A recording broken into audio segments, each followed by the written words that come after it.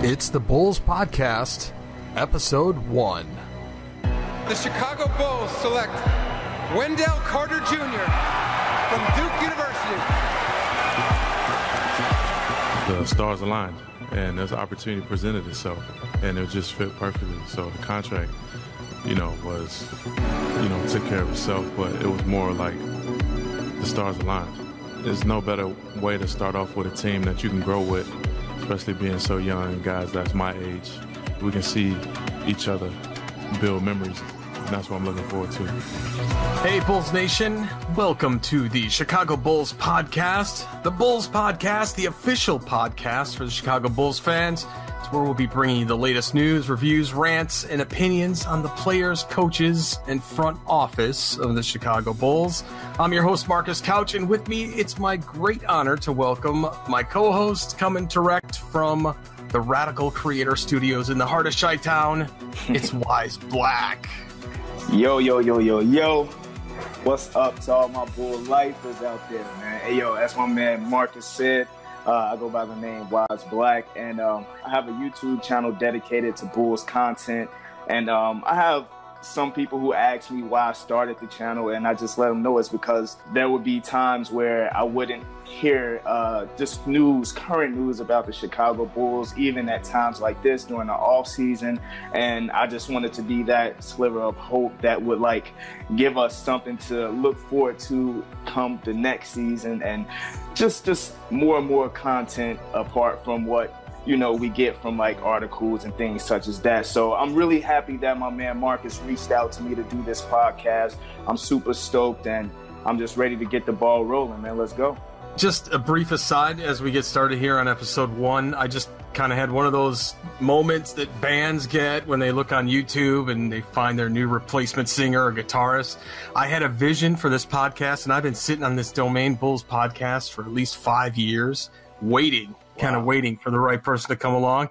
And I was looking at something. I think I was looking at Zach LaVine stuff, and yours just popped right on after it. And at the time, you had only a couple hundred subscribers, and man, you've blown up since. And it's no shocker as to why, because you do great, good content. So I'm glad that we talked then, and I'm glad that you're here now. This is not a technical workshop here in terms of what's going on in the start of the podcast. We want to get right to the latest news and reaction of the Chicago Bulls. So let's get started. All right, let's talk about the Bulls draft picks. Man, there was hype, and you and I even talked offline who we thought they were going to pick. Yeah. Not hype about MPJ, some of the other things, trading up. I don't think we ever even really got into the conversation about trading up. But man, Wendell Carter Jr. and Chandler Hutchinson. Now, what was your reaction when they picked Wendell Carter Jr.? Man, okay, so I have to be honest. I went to the Doug Tonis Bulls draft party, right? Yeah. And when it came time for the Bulls to select that number 7, I was just knowing that they were gonna pick Michael Porter Jr. I was kind of hoping that they picked Michael Porter Jr., but when it came out that they picked Wendell Carter Jr., man, I was yelling and I was screaming for my displeasure. I was not pleasured at all by the pick. I can't lie. Can you just address what were your thoughts on Michael Porter Jr., and did you feel like he was too big a risk at number 7?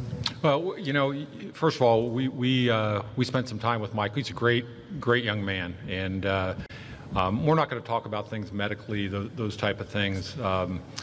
We go through a very diligent process every single year, and this year we had probably more debate and dialogue as a staff than we have, because the varying degrees of opinions were really strong. So we hope Michael. I mean, we hope we wish him the best out in Denver.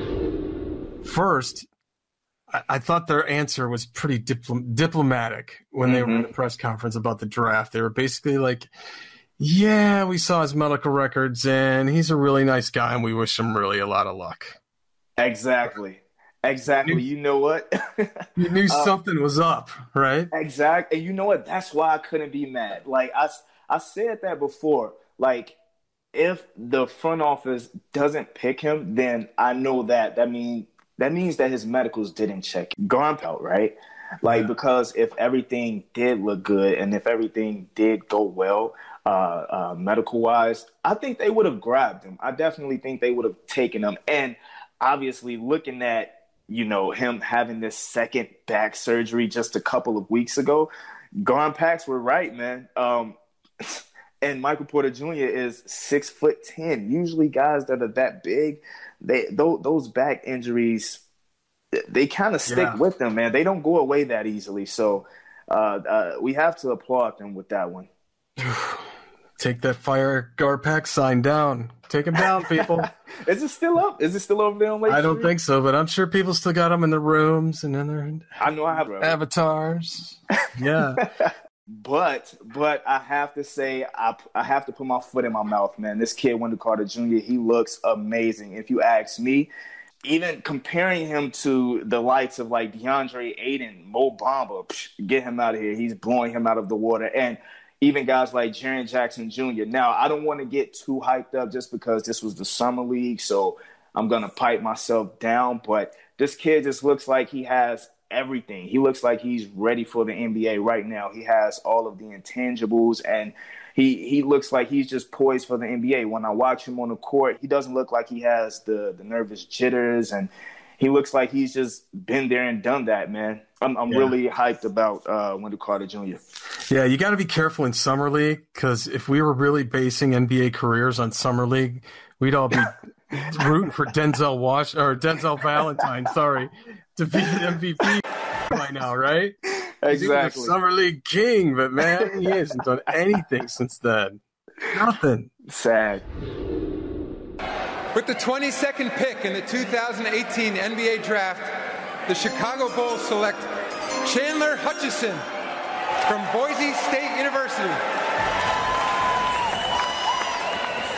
Chandler Hutchison played for Leon Rice at Boise State, a four-year player who developed over the course of his career. I was talking to Leon Rice about Chandler earlier this week, and he said that after a practice during his sophomore year in which Chandler averaged about 6 points per game, Leon, you see him hugging Chandler there in his notebook that he keeps after every practice. We have to get Chandler to find his hidden treasure and his talent. Boy, did they ever do that. He came back 20 points per game this year. The Bulls were the ones that have been talked about to give him a guarantee at 22, and they pay it off by making the pick. Well, what do you think about Chandler Hutchison as a pick for 22? It was kind of like in the bag for him. I think somebody within the organization probably communicated or promised his agent or something that we were going to pick him. For sure. And they tried to make it seem like that wasn't the case, but clearly we all knew. Like, no one was surprised when Hutch got picked, right? But I have to say that I was happy. Just watching some of his games at Boise State. I really thought that he was a really nice prospect. I like the way that he ran the floor. I liked his rebounding skills. And actually watching him in the summer league, to my surprise, he actually is a really good passer. I didn't see that from him at Boise State. I don't know if it was maybe because he didn't have a lot of help there, but that was a pleasant surprise. He led Boise State in every single category, right? His last year. There was really nobody to pass to. Yeah. Off the backboard. That's about his best option. Jeez. Yeah, so, Hutchison, I think if you break that out, it spells Hutch is on. I think that's going to be a meme this year. Hutch is – that is nice. That is dope. I like that. You guys like that? I like that one. Let's see if we can get that working. Come on, Chandler. Let's have that work. We did free Bobby Portis one year. Remember that? Nate Robinson and Carlos Boozer did Hold That. The Booze Cruise. Yeah. They should have been holding on to their money knowing their careers was about to end. But anyway, let's dive into Summer League. So, Wendell Carter Jr., expanding on this a little bit. I mean, man, he shocked everybody I don't think anybody ever expected that. 15 points a game, 9.4 rebounds, 3 blocks per game. Oh, my God, that soul-stealing block against the backboard that he had. Yeah, that was. I think Charles Oakley was the last guy I saw do some stuff like that. Who have we had do that? Joakim never did that. No, I've never seen Joe. I've never seen Joe do that one, man. That was amazing, though. That was amazing. I think the first time I actually saw someone do a two-handed block like that was Kenyon Martin. Yeah. I think it was in I forget who they were playing, but I know it was the year that the Nets went to the championship. I think, what was that, way back in, what was that, like 03 or something like that? I forget. But that was the first time I saw that, and I was amazed by that block. And to see Wendell Carter Jr. pull that off, I was like, okay, this guy is legit, man. Like, and that's what I'm saying. That's why I'm so hyped about this guy, man, because you just don't teach stuff like that. You know what I'm saying? Like, you don't teach two-handed blocks. Come on. Yeah, he's a beast. I can't wait to see what nickname we come up with for him.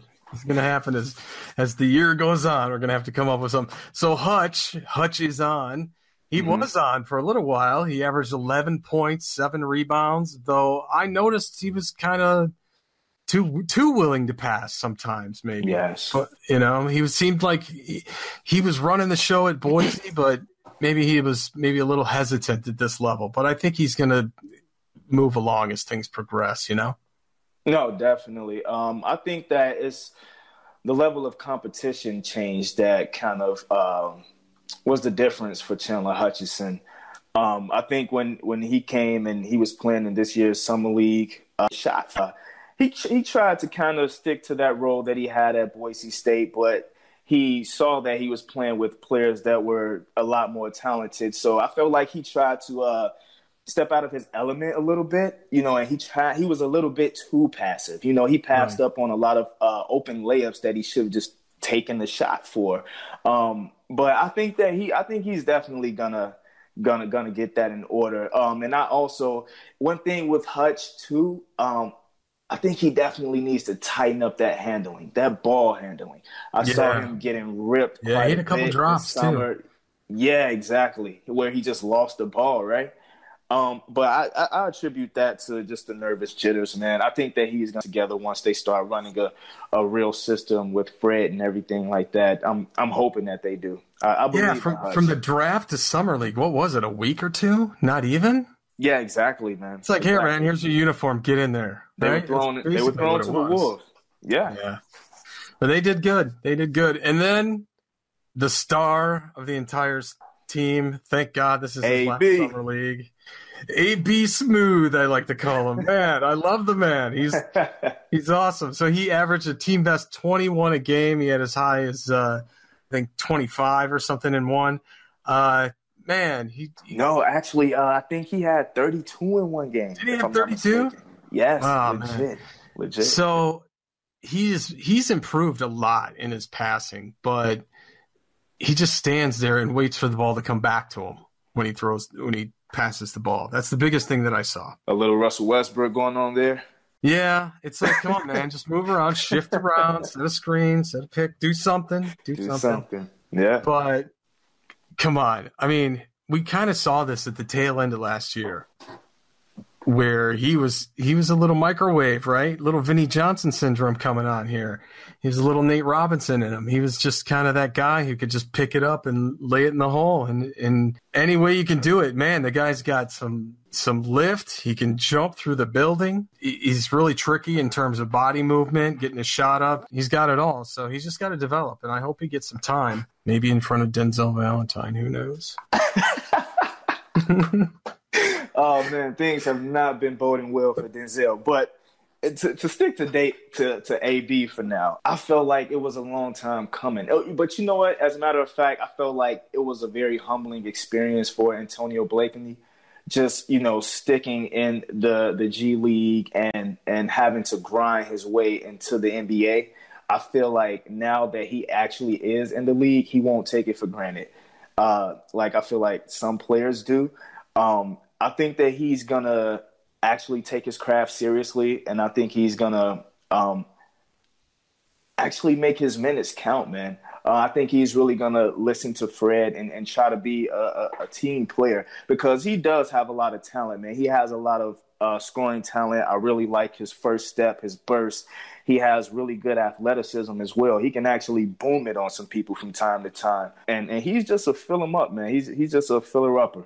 I think didn't he play with Ben Simmons, right? Exactly. And you know what? Ben Simmons kind of he took the show from him. You know, he was in Ben Simmons' shadow. And plus, I in my opinion, I didn't think that the coach was that good at LSU. So, you know, that there's a factor there. But I don't know. We'll see. We'll see what AB actually looks like in this coming year. Any other impressions of Summer League from any other teams or anything like that? This kid, Kevin Knox, man. I think a lot of Knicks fans were pleasantly surprised. If you watched the draft night and you saw it was the same reaction as Kristaps Porzingis when he was called up, right? And I think that sort of plays well for New York fans. I think that now every year, every draft year that they have, they're just going to boo the player that they pick. And he's going to turn out to be a really promising player. He's going to turn out to be a lot better than everyone thought. I think that they're going to stick to that because it's turned out that way for the past 2 seasons. Although, like we said, you know, it was just Summer League, but I don't see Kevin Knox not being a really nice player. I think he's actually going to come in and start next season. I was interested to watch Trae Young playing for Atlanta. Mm-hmm. And I don't know. I think it's a mixed bag. I'm actually kind of glad we didn't take him. Oh, yeah, me too. You know what? Going back to the Wendell Carter Jr. Conversation, I kind of wanted Trae Young over him too. Like, like I was just hating on Wendell Carter Jr., man. Yeah. I apologize, bro. I know. I feel the same way because I wasn't really sure until Summer League happened. Look, we'll close out the Summer League and the draft conversation by saying this. We weren't going to get a top 4 without a trade up, right? And there's no way, and you didn't want to give away any pieces. Exactly. I was worried they were going to do some kind of weird sign and trade with Zach LaVine or give away something or, you know, it's like I wasn't sure what was going to happen.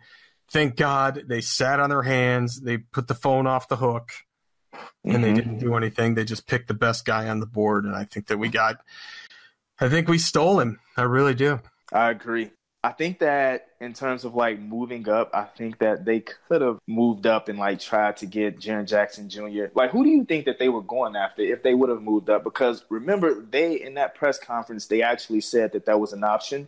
Who do you think they wanted Bamba? I think they wanted Bamba all the way. Yeah. True. I even heard them being interested in Marvin Bagley, man. Even though I don't see how that would have fit with Lloyd Marketing. Like, I wasn't a fan of that one, but I was hearing rumblings that the front office liked Marvin Bagley. But yeah, glad that didn't happen. Well, that's it for the new guys. Let's pick it up in our next segment. All right, the Bulls did quite a lot this year in free agency, picking up some local talent here. First, the thing, Wyse, that we are all looking forward to. What's going to happen with Zach LaVine? What's the number? Is it going to be too high? Can we maybe do a sign-in trade? Who's looking around? You know, Sacramento had an offer sheet for him, and they kind of did us a favor because they built into the deal something that is kind of an injury clause, and Zach kind of feels just like he's over this injury, and he wants to do this moving forward. So what did you think of the deal itself? You know what? Initially, I didn't like it just because I was on the side of, you know, giving him something like a 2-year prove-it deal, something like what Jabari Parker has now. Yeah. That's the side of the fence that I was on. But in all actuality, like I tell people in today's NBA, players get paid off of potential, you know, because I hear a lot of people saying that what has he done? He hasn't proven anything. He sucks on defense, this, that, and the other. But you have to remember that Zach LaVine is only 23 years old, not to mention that he nearly put up 20 points per game during his years in Minnesota. And also the 24 games that he played for us last season, that was just a small sample size, man. So you can't really judge him based on that small sample size. So it's not a bad deal. And also, you mentioned that they have that stipulations about just if he has some sort of injury or something like that, then then the Bulls can maybe not pay him some of that money. And I think that that's a good thing as well. So it's not that bad of a deal when you really look at it, in retrospect. I don't think it's that bad of a deal. No, I think we got to, I think that's market value. And obviously the Kings would have paid for it. But, man, the Kings, they are deal wreckers. Their draft picks don't work right for us, right? Flip the way that they're supposed to go. Their trades suck. It's like, God, man, I don't know what it is with those guys. But hey, on Zach LaVine's front, Vincent Goodwill did a pretty great one-on-one interview where Zach LaVine revealed quite a bit, including the fact that he wants to be one of the lead Bulls to bring them back to a championship. He wants to be the guy. And in his words, he wants to be great. So let's take a real quick listen to an excerpt of Vincent Goodwill's Zach LaVine interview on NBC Sports Chicago. I think it comes with competition, within. Like, that's personally, everybody wants that. And, that's something good for the team, I think, because it's going to bring the best out of everyone. Media don't put their own thing to everything either way. So I think it's for us to figure that out. And, the best is going to come from, who rises from that. But I feel like it's going to rise us all up, because if we're all trying to be the best, then, obviously, that's going to result in something good. A mutual respect is going to develop within that competition, right? Easily. And then you'll figure out what you can do or what he can do and what, what we need to work out or what he can help with. So it's, it's going to be fun. Do you want to be the guy? Is that something that kind of... obviously, that's what you work for. I put all this hard work in, not to be second fiddle. Not saying there's nothing wrong with it. There's a lot of successful Hall of Famers that was second fiddle. There's other people are second option, third option. But, that's, you come here, you put all this hard work in, that's what you want. All right, so Wyse, what do you think of that? What do you think of Zach saying he's ready? Before they got Jabari Parker, I was actually all for it. I actually kind of had faith in Zach LaVine coming in next year and being the best player on the Bulls.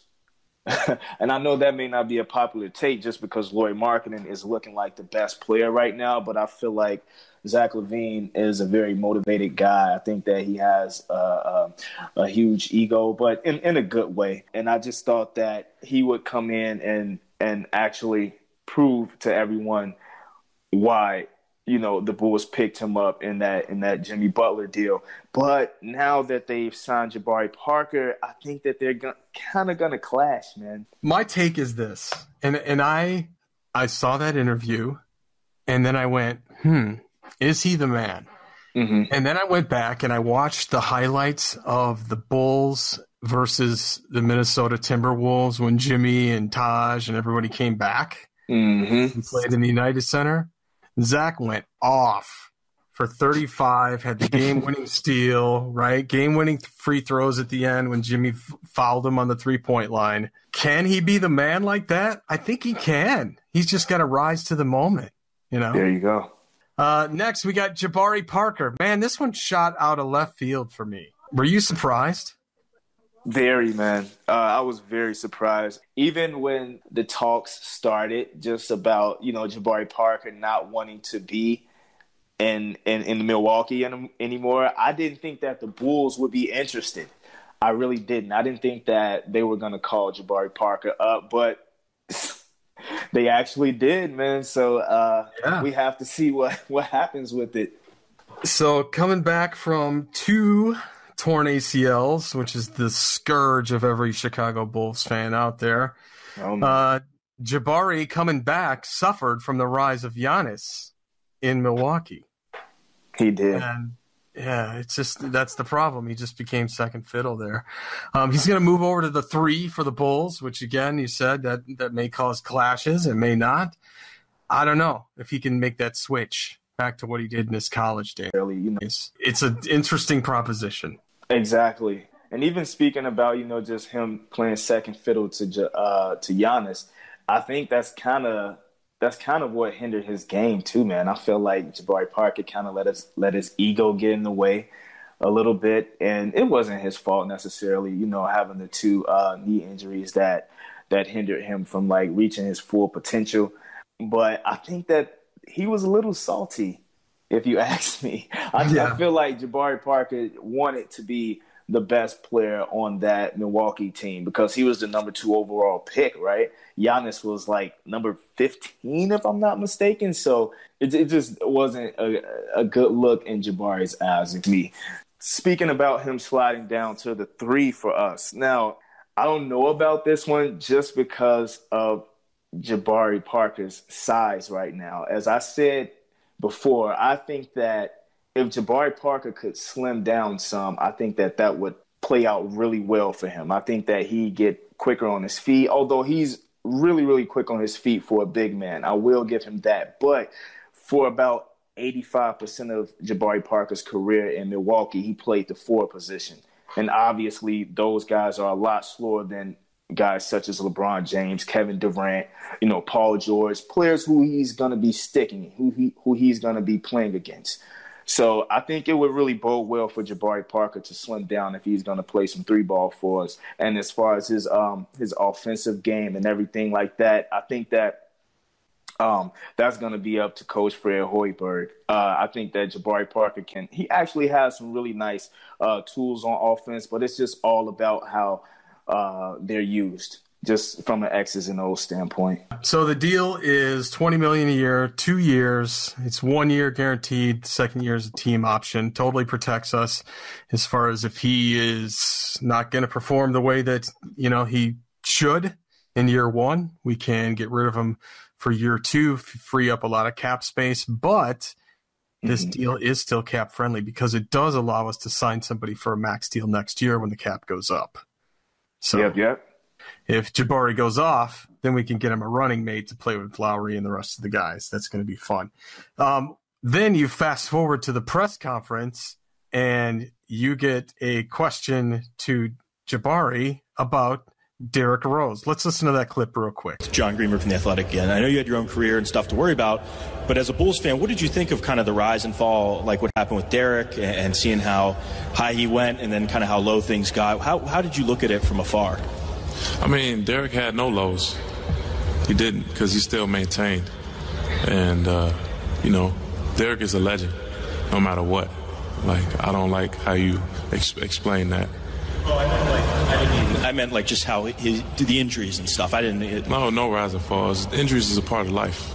Everybody has an injury. It's either athletics or normal life. But Derrick is, he's one of the best players to ever play the game and one of the best icons in Chicago. So he accomplished his duty already.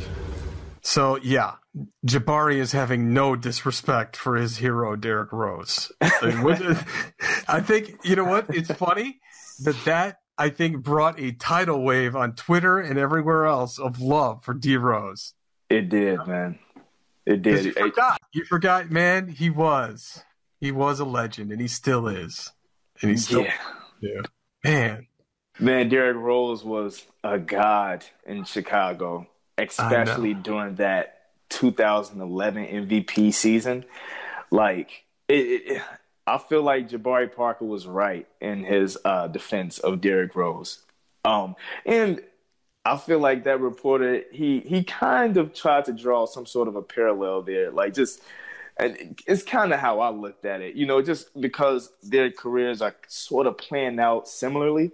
With Jabari Parker having his knee injuries and everything like that, him coming out of high school, college, being the top prospect and, having a really promising early NBA career. And, now he's kind of fighting for his basketball life in a way.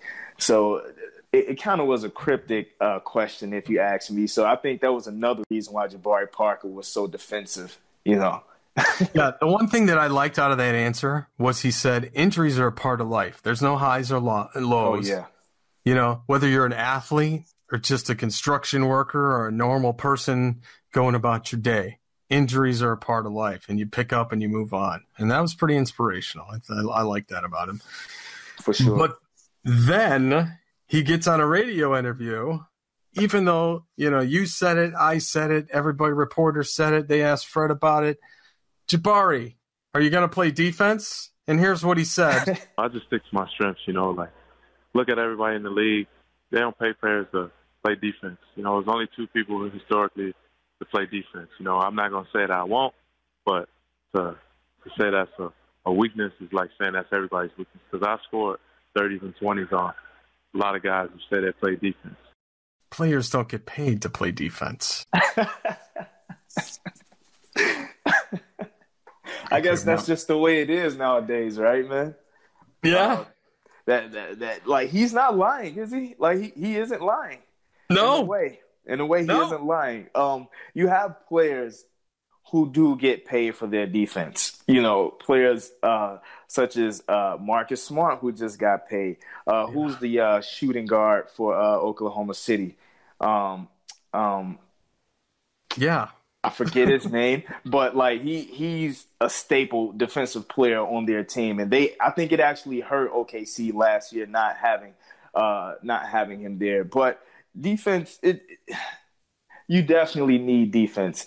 But Jabari Parker, with him saying this, it just showed me that that's not a priority of his, man. I thought that our defense was going to suck come next season. Now, right. I kind of know it, man. I kind of know it, man. But I'm hoping not. Don't get me wrong. I'm hoping not. But with Jabari Parker saying stuff like this, Fred Hoiberg is definitely going to have his hands full on the defensive end. Well, that brings us up to our next player who, hey, man, if he steps up, we've talked about him before, he might be Defensive Player of the Year. Antonio Blakeney. My favorite player. So, yeah, he got a 2-year minimum contract with the Bulls. Even KD himself, and I don't mean Chris Dunn, I'm talking Kevin Durant, tweeted that there's no reason that Antonio Blakeney should be still on a 2-way deal or even in the summer league. Like, it's ridiculous. Thank you, KD. I'm around to tweet other things for us on behalf of the Bulls fans. Maybe that's a service that he can provide later on. Okay, we also got Antonius Cleveland from Atlanta. He was claimed off waivers. Played for several teams, including Golden State, Dallas, Atlanta. He hasn't seen much action in the NBA so far, just kind of played garbage time at the end of the game, but he's super athletic. Have you had a chance to check out Antonius Cleveland yet? Yeah. I saw him play a little bit during the game when they played us in the summer league. What really popped off of the screen when you watched him was obviously his athleticism, right? With a player like him, I can see him coming in and just doing all of the garbage stuff, hopefully, because usually when you have athletic players, even if he doesn't have a shot, I didn't really see that from his game. But even if he doesn't have that shot, at least he can be the garbage man. He could dive for those loose balls. He can go for those offensive and defensive rebounds. He can play help defense. You know what I mean? So I really think that it was a good pickup, even though his numbers don't say so. But when you look at him play, you can see why the Bulls were interested in him. Yeah, and you're right. I mean, he's one of these guys just like Antonio Blakeney. Man, we got to be a meme factory. Like, we got Antonio and Antonius. They're like the Ant brothers, right? You can call them something like that. But yeah, these could be those guys that dive on those loose balls, man, that just totally change the tone of a game around. Especially United Center. I mean, we've seen hundreds of those things going on throughout the years. Hopefully these guys got it. And then you got Rawle Alkins from Arizona. He and Lowry played 37 games together at Arizona. Lowry was pumped up on social when he was retweeting all this. So the pair of them known together in Arizona was called The Savage Life. And Alkins explained it. Let's play a clip of this right here. This is rare. This is Lowry and Rawle in college talking about the Savage Life. Tell me about Savage Life. I was just about to say Savage Life. Tell me, what is Savage Life? Is it just team motto? You have to ask Rawle from that, because why do we got Why we have to ask Raleigh about Savage Life? Everybody got to ask him about that. Everybody asked me. He was the one who started it. Okay. I mean, it was in my sophomore year playing basketball. You know, we were savages. So I just said Savage Life, and then I used to just hashtag it on my Instagram pictures, and then I loved the way it looked, and then Lowry started to use it. Even before I came to Tucson, I was just going through your Instagram and there was Savage Life, and I was just thinking, what's that? It was in my bio on Instagram. So I wanted to start that right away. I think if you look at the definition on the dictionary of savage, it would say, Don't ask me. If you look at the definition, I think it would say like just beast for beast. So I always take that approach on the court, and you got to be tougher guys on the court. Lowry's a tough beast. Duson's a beast. Keanu, everyone's on our team's a beast. So we just say savage. It's a movement. It's a movement. Join the movement. All right, well, maybe we're going to get rewarded with Lowry taking it up another notch. I know that he's already using the hashtag Savage Life when he's talking about it. I think this might be a new Bulls meme. It might be the new hold that or whatever you want to use. The Bulls haven't had very many good things besides free Bobby Portis. So Savage Life, what do you think? I think it's fun, man. I think it's something that the fans will really latch on to just because it kind of explains Chicago, right? Just the grit and grind. You know what I mean? Savage Life. It reminds me of the Derrick Rose Bulls with Nate Robinson, Joakim Noah, Ronnie Brewer. Just the hard ball. Just a hardball style of basketball. That's what it reminds me of. And I think that is something that the fans can definitely latch on to. It's fun. I can see like posters in the stands with Savage Life with like Laurie Markkanen's face next to it or something like that, with Raleigh getting pumped or something like that. I like it, man. Yeah, so Raleigh, hopefully he's got a two-way deal, so hopefully he can make something happen out of that and actually get some playing time on the real team. We may not see him this year, but it's a multi-year deal, I believe, so he's got another year to go. If you want to see the full context of that clip with Raleigh and Lowry in Arizona, just go to bullspodcast.com/savagelife and it'll take you right to it. All right, let's talk about some of the Bulls that are no longer. These are the Bulls' departures. Jerry and Grant. The Grant brothers. The Grant, Uncle Horace Grant. Jaren gets to follow in your footsteps and gets sent to Orlando. He's on a 3-team trade, and he did okay last year. 8.4 assists, 4.6. 8.4 points, 4.6 assists, 2.3 rebounds, almost 1 steal. Started 60 games, so he'll do okay. And he's going to do battle actually with another guard of ours. Remember DJ Augustine? Mm-hmm. Those two are going to be battling it out. So we'll check those guys out in Orlando when those come around. Did you have any fond memories of Jaren Grant? I didn't really. Man, I'm trying to think of some. See? You know what? Let me not bag on Jerry and Grant too bad. No, he was solid. He just didn't have any, I don't remember any 40-point games, 30-point games from him. No, maybe there was, but nowhere near. I don't remember a game-winning shot. Nothing. It never stood out, right? Because Jerry and Grant actually had I believe he had a couple 20-point games, man, and a couple games where he actually almost put up a triple-double. He was a little bit of a stat stuffer, but I think the thing with Jerry and Grant, it was just his style of play. I really was not a fan of his style of play, man. On the passing side of things, I felt like he was way too safe.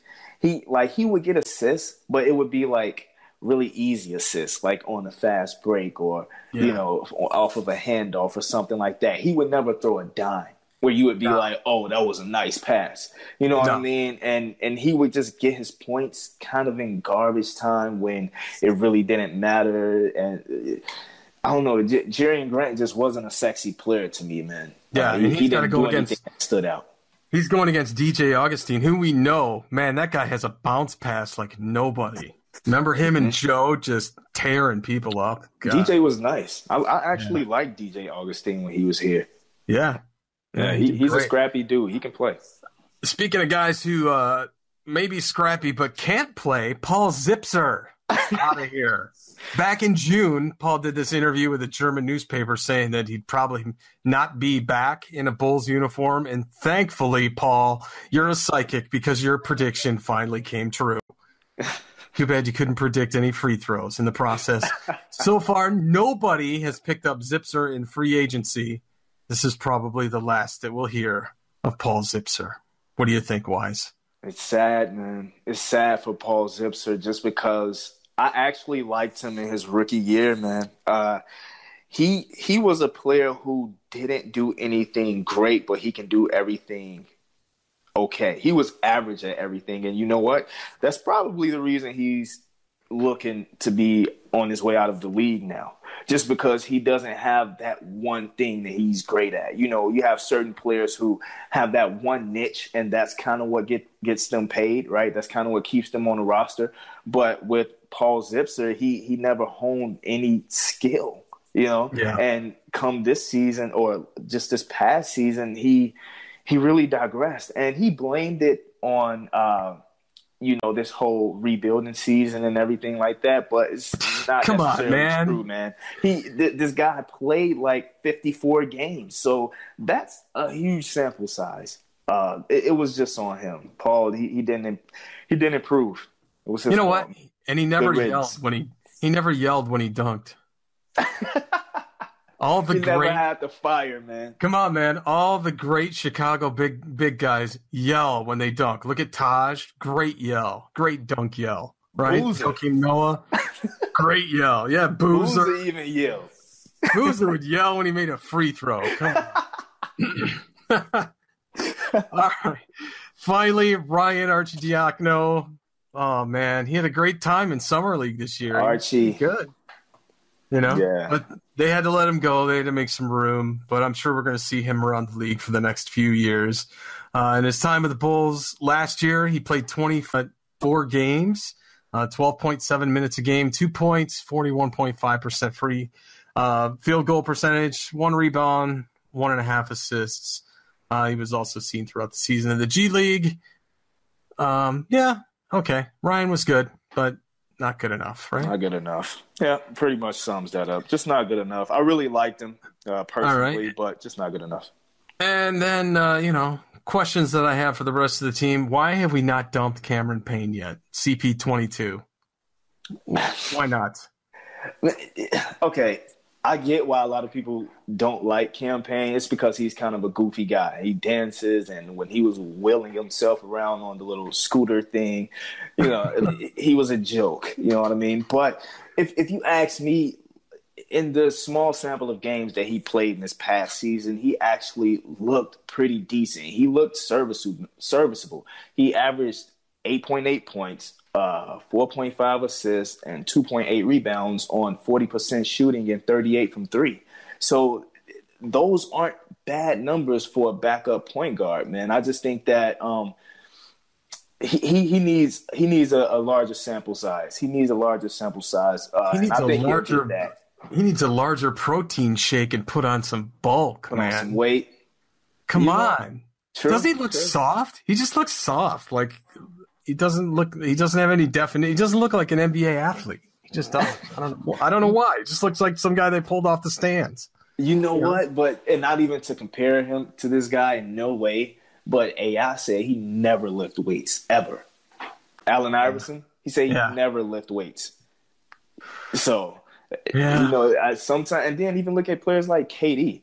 You know what I mean? Like, he bulked up a little bit from when he first came into the league, but I don't necessarily think he has to get bigger. But as a matter of fact, a player like him, he maybe does have to, because he isn't quick enough and agile and all that stuff. So, getting away. You're gonna have to learn to play defense, Cam, because we ain't got one this year. So, exactly. Up. Yeah, he has to do something. Speaking of defense, man, play your favorite, David Nwaba. Looks like he's gone, man. Garpax. You should have found a way to keep him. Yeah. I hope they still can for something. I don't know. I haven't heard anything about David Nwaba getting picked up by anybody else. Have you? Not really. Just that I hear that Cleveland's interested, and when the offer was first rescinded, I heard that the Lakers and the Spurs were interested in bringing him in, but no dice. Nothing has happened. So, yeah. And will this finally be the year? Hopefully, Cristiano Felicio, I hope that you have one hell of a first, leading up to the trade deadline, man. I want you to just go off. Man, put down the big match. Put down the big match. Brazilian Savage, man. He needs to join in on Savage Life. And then we need to trade him. You said then trade him? Yeah. We need to trade him. We need to make him go off and get rid of him. We can get so much better next year. Absolutely. All right, so tell me this. How old is Cristiano Felicio? Do you know? 23, right? Super young dude. All right. Yeah. Say he comes in and he picks up – he looks a lot better than he did last season. Say he's averaging 10 points a game and maybe around 8 boards or something like that. Would you rather keep the younger Felicio or Robin Lopez, the aging Robin Lopez? If I'm going on stats, I'll keep Robin Lopez. Keep Robin Lopez? Yeah, because he's going to also help Wendell Carter Jr. along. Mm-hmm. Felicio, you think he's helping anybody? Besides just being a practice dummy for them to run a pick again? No, not necessarily, man. I saw him trying to coach up some of the players in the summer league, but I don't know how much that did. But yeah, I don't know. I guess I'm just hoping and wishing, man, that this contract won't look so bad is all. Then Zach LaVine walked over to those same players. Man, don't listen to anything he says. Getting rid of him at the trade deadline. Right? All right, so let's just do a rapid fire here. Other free agent signings. Obviously, the Lakers, LeBron. I'll say this. Living in the LA area, they don't seem so impressed so far. So I think it's going to have to take effect where LeBron's going to actually have to do something here. Were you surprised at that? I wasn't. Oh, no. Not at all. Yeah. Not at all. We all knew that one. The thing that did surprise me, the Warriors bagged DeMarcus Cousins on a 1-year, $5.3 million deal. DeMarcus chasing a ring this year. Man, that dude, that came out of left field. That was so wrong. But he is coming off of an Achilles injury, and big men usually never come back the same from that one. So yeah, we don't know, man. Safe. Yeah, we have to see. All right, a shocker, Spurs-Raptors trade, Kawhi Leonard and DeMar DeRozan. Whoa, both these guys seem bitter about this trade. I'm wondering what's going to happen. You know what? I'm hearing that Kawhi is actually coming around to the idea of playing in Toronto. So yeah, until he gets that Canadian exchange rate for the money. I don't think so. It's going to be like, I'm not taking that 18 cut. No way. You know what? I didn't even think about that, but that is a factor. So true. So true. Oh, DeMar's loving it. You know what? The Laker fans better hope that that's a factor. Yeah. All right. Cleveland just re-signed Kevin Love to a 4-year, $120 million contract extension. Kevin Love's going to be the new face of the franchise, and people are saying he's going to be the best power forward in the East. Isn't Giannis a power forward? Yeah, okay. People are saying. I'm not saying people are right, but they're saying. Right? Excuse me? And I just don't like the move for Cleveland. I think that they should just go into a full rebuild. It's not smart if you ask me. Yeah. But Dwight Howard went to the Wizards. D12, hopefully you can make yourself disappear after this year. I don't know how this is going to be. I think you just got to check. That's all it is. But I don't know, man. Dwight Howard, you had so much potential, dude. But I don't know what it is, man. Is it motivation? Is it health? It's motivation. I think it's motivation. He's fine with just being liked. I think he wants to be liked too much. He's fine with just being rich and playing basketball. He doesn't want to win. I guess. Okay, the contract V 2.0, DeAndre Jordan finally agrees to go to Dallas again. He joins Dirk Nowitzki, who signs for one last year at $5 million. That's going to be interesting to see that tour going on with DeAndre Jordan and Dirk finishing it all out, huh? Mm-hmm. Hey, second time's a charm, man. We'll see what happens. Carmelo Anthony. 1 year, $2.4 million. Remember when we thought Carmelo Anthony was the answer to our championship dreams? Oh, my God. We dodged a bullet. Oh, from a bazooka. Yeah. Like, oh, my God. Thank God that didn't happen. Thank you. Garpax, another one. I don't know why people rap on him. I'm starting to think that they're geniuses. Michael Beasley. Michael Beasley signed with the Lakers 1 year, $3.5 million to hold LeBron's towels. Marcus Smart re-signed with the Celtics. 4 years, $52 million. Man, I thought there was some hope that we might be able to get Marcus Smart. But premium on defense. Yeah. And a wild one. Tony Parker signed with the Hornets. 2 years, $10 million. Very weird deal. See, Michael Jordan, he may be the greatest player of all time, but executive, I don't know, man. He's looking like he's at the bottom of the barrel. Yeah, 2 years, $10 million. That's not that bad.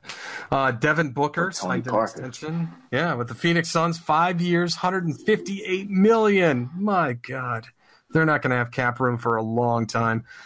Robin's brother, Brook Lopez, signed with the Bucks, creating an interesting brotherly Bulls-Bucks rivalry that's going to go on to our neighbors to the north. Should be fun.